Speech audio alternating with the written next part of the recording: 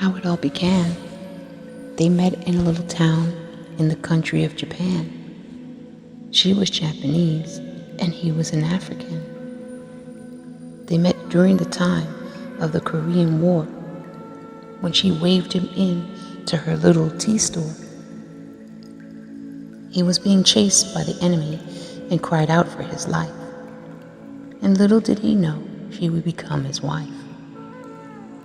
On that rainy day, he ran to her door, and for 3 days straight, she hid him under the cellar floor. When the coast was clear and there were no enemies for miles, he arose to the comfort of her gentle smile. He gathered his things and took her address and made it back to camp to seek safety and rest.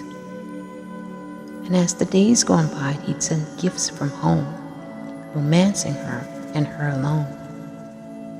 In love they fell deep into the abyss, as sweet cherry blossoms amongst the mist. He re-enlisted just to be near his love until a baby was sent from the heavens above. So he'd marry her and fly her back to the States, where she would find herself in an unfamiliar place. Along came 7 more to complete their tribe, with his fist-raising mother joining the ride. Happy they were in this Harlem poverty, not leaving behind her cultural ethnicity. She raised her seed under the Buddhist principle, and he made them feel as if they were all invincible. In order to escape this poverty, they had to win. So education became the fundamental discipline.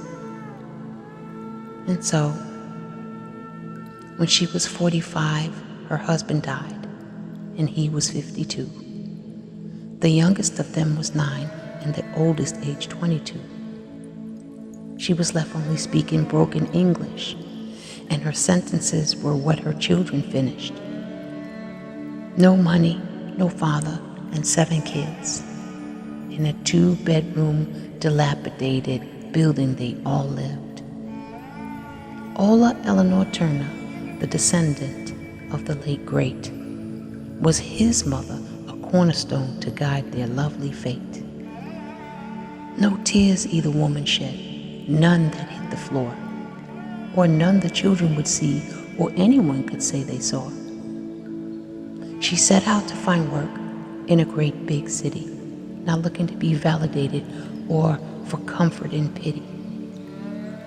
An art teacher and counselor, she would work 16 years, overcoming all of her growing fears. Seeing her children through great scholarships and reciting Buddhist mantras would grace her lips. They moved out and moved up, just like the Jeffersons, but to an upgraded idea of newer ruins. But they had the undying love of community, a love that fortified their family unity. Her children succeeded and surpassed her expectations, avoiding pitfalls and hidden temptations. They moved her to a home near a countryside, and there this little old Japanese woman would abide. Today, she's 86 and working in her garden, and not once through all the years had her heart become hardened. Her children all have grown and all surviving, with 47 grands and 13 great, and all beings are thriving. The pursuit of happiness, for her, was found in the tiniest of places. As she looks at her legacy, it's found in all of our faces. I know my father waits for her under that cellar floor, where they can cuddle and sip green tea for life and evermore. Yep, for life and evermore.